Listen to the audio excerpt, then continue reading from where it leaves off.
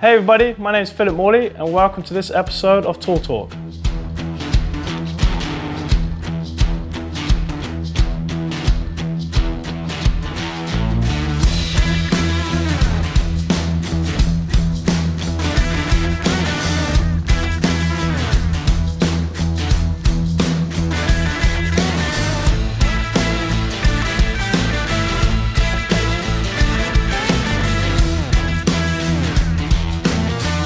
On this episode, we're going to talk about my mortise router. I based my mortiser off the JDS version. I'm going to take it apart, kind of show you how I made it, talk about some of the parts and where you can get those parts from, and also do a couple of cuts and just show you the function and how I use it in my shop. So the thing I like about this mortiser is even though it's called a mortiser, I use it to make tenons too. It's very versatile, and with these clamps, it just makes it very easy to be able to do many different tasks as far as mortises go and tenons.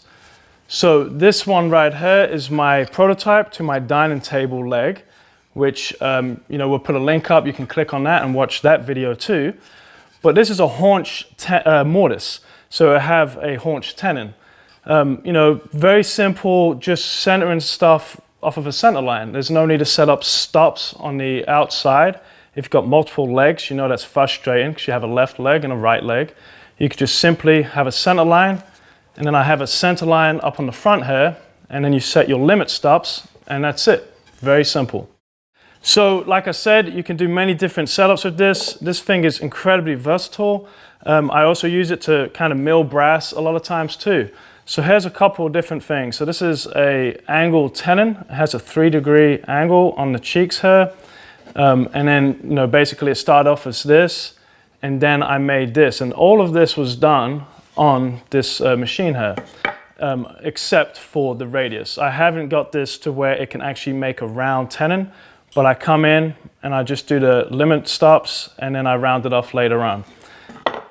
This is another sample of my crest rail, holding things at an angle. So this guy sat something like this, came in, took care of the tenon here, and then came in and did the haunches. So again, just really versatile. When you have a machine like this, you start realizing what you can use it for, and you use it more and more. So I'm just going to show you some of the parts. I'm going to slide this off and show you the linear bearings that I used, and I'll try to get a link to where I got it from so you guys can check that out too. I think all in all, having like everything I used to build this mortiser, I think I'm talking about maybe $200 to do it. A lot of the parts, I kind of just salvaged from other machines, like this chunk of aluminum.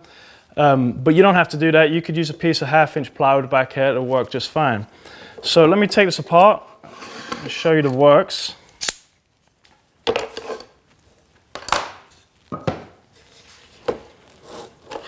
So it's got 2 platforms. So it has 2 sets of linear bearings, so 8 in total. This is mounted. The hardest thing about this is actually mounting these linear bearings, getting everything lined up. I think I made a little jig, a little spacer block to help me do that. But it's mounted onto a piece of 1/2-inch phenolic, so it's incredibly stable. It's not going to move seasonally. You could use a piece of a good quality Baltic birch, 1/2-inch Baltic birch would work too. If you have some phenolic, that's great. So, that's that first sandwich right there. This was an add-on, this top section here, so I could use the micro jig Dovetail Clamps, the match fit clamps, and that was kind of a game changer for me. It really helped to clamp the stock down. I know a lot of you guys have probably experienced this, but with certain cam type clamps, as soon as you clamp down, it wants to move or shift your workpiece and can be incredibly frustrating. So that took care of that issue. And then here's the bottom section. So X, Y, and this is just the same, really, it just repeats. 4 more linear bearings. I can't remember the price on these guys, but this is kind of a medium quality linear bearings. It wasn't incredibly expensive, and there it is, pretty simple. Got some stock. You can come up with many different ways to set up your stop blocks here. This is pretty basic. I tend to get things to a functional point and then use it. I've still got plans to finish this out a little more than it is right now. Okay, so this is the platform. You know, it's a couple pieces of 3/4 inch Baltic birch. I went ahead and laid up some Formica on top of it just to make it kind of nice and clean, and then attaching the linear rods. That's the hardest thing about all of this. You know, the really nice thing about the action here, it's just incredibly smooth, incredibly accurate, but you have to make sure everything's lined up square to the router itself. As far as this goes, this was made up of some salvaged pieces that I've had laying around. I can't remember what this piece of aluminum was for, but I decided to use it for this. It worked really well. Again, you can use a piece of 1/2 inch plywood, Baltic birch, or phenolic, or you could just go get yourself a 1/4 inch piece of aluminum. It's not that expensive. And now the main, you know, how the whole router's held is just like you would put a router in a router table, is with this plate. I think this guy was from Rockler, and my router base, the fixed base, is attached to it from behind with these screws here. And that's pretty much, that's how that guy goes together. Now I have a couple more linear rods. I can't take this apart. We'll get some clippage in a minute from behind so you can see this. But it's more linear rods with a thread. I believe it's an 1/8 inch per turn. And that allows me to get my, you know, height adjustment and get that mortise where I want it. The really neat thing with this machine is once you start using it, you start realizing how versatile it is, and if you use just spacer blocks, you know, so if you're doing a tenon like this guy, the first setup was done, you know, it came underneath, did this, and then I figured out the spacer block, came behind and put that shim, raised it up, load it down on that shim, and then it delivered the next cut. And that way, every time it's a perfect 1/2 inch thick. So I'm just going to show you real quick on just how this thing basically works to make a mortise. So I've got my stock ready to go. I've already laid out the mortise I want as far as my limiters here. So there's a bolt that comes down, and these are the stops. This thing has a pretty amazing travel. I mean, I think I could do like a 10-inch long mortise. I probably never will need to do that. Bless you. So this thing has a pretty amazing travel on it, which definitely can come in handy for certain operations. I believe you can get like 10 or 12 inches of travel, which is kind of excessive. I've never needed that much before. So I've set the stops up. I've already set my depth. Whoop, don't drop that. Now, you know, the router in here, I pretty much max it out in the fixed base. So I don't adjust my depth by moving the router. And I want to point out a really important reason I don't do that.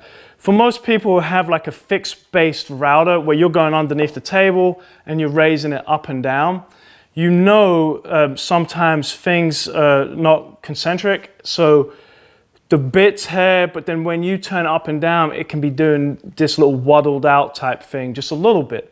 Now that's going to affect the mortise. If I'm trying to come in and do one cut, then turn it again to do another cut, that's not very practical. So I just maxed this out. This is all the way down inside that fixed base. On the side of the jig here, I have a limiter, a little stop that sets my depth. So that way it just works a lot easier. Usually I'll mark the end of the board, put it up, and just line it up, and then set the stop, and we're good to go. So I'm ready to go. I'm gonna line this up. I have a little fence here that sticks up, and that's where the stock just pushes along, you know, up against, nice and tight, and bring my clamps in. So the nice thing about these clamps, like I said before, it doesn't want to shift the workpiece. And you can get amazing clamping pressure. It's just like a regular F-style clamp. So you know your piece of wood is very secure. All right, so there it is. Let's turn it on and see how we do.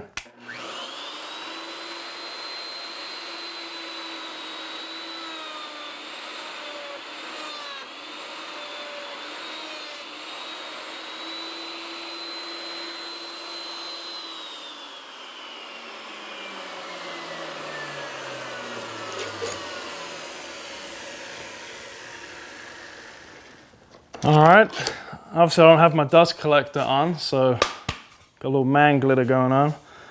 There it is. Just a really clean, nice mortise. Took seconds to do. You know, it just ramps in. Just hold on to this table very steady and just slowly bring that in. It takes a little bit of getting used to. I plan to have like some handles out here and here that I could operate this, but I just found it wasn't necessary. Showed you a simple mortise there in the grain. I'm going to show you one just doing it in the end grain too. And the reason I want to do that is, you know, I'm a big fan of loose tenons or slip tenons or whatever you want to call them, but where you would do your mortise like so, and then you do the mortise in the end grain and then put yourself, you know, the tenon stock into it afterwards. So this works, you know, really well to do that too. It cuts for that end grain incredibly well. Let me just line this up. All right. And again, with this little grid pattern with these clamps, it's very versatile as far as clamping stuff. Even if you want to angle your stock too, it works great.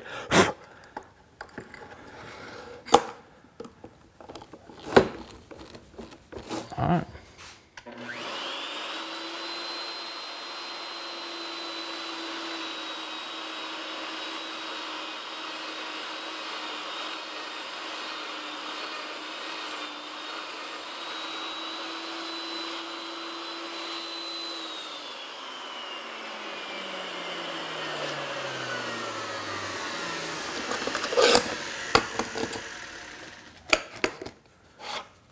All right, there, let's see.